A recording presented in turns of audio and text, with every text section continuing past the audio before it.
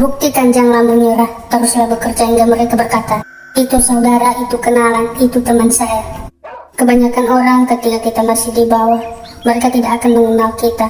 Namun ketika kita di atas, mereka akan mengaku-ngaku sebagai saudara. Jikalau memiliki banyaklah teman, tapi jika susah tidak adalah teman di situ. Janganlah bergantung kepada mereka yang hanya memandang harta, tapi ingatlah dia yang selalu ada, walau dikala susah dan senang, yang selalu menerima keadaan, apapun itu. Dia tak terlihat namun selalu ada, selalu menemani setiap hari-hari. Itulah Sang Pencipta, yang menerima keadaan kita apa adanya, yang selalu setia dan kasih sayangnya melebihi segalanya.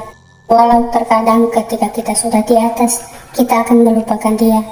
Namun dia selalu setia menunggu kita hingga kita kembali lagi kepadanya. Jangan lupa bersyukur. Andalkan dia dalam segala hal, janganlah anggap itu semua adalah kekuatanmu. Sekian, terima kasih, jangan lupa subscribe dan like. Tetaplah bersemangat.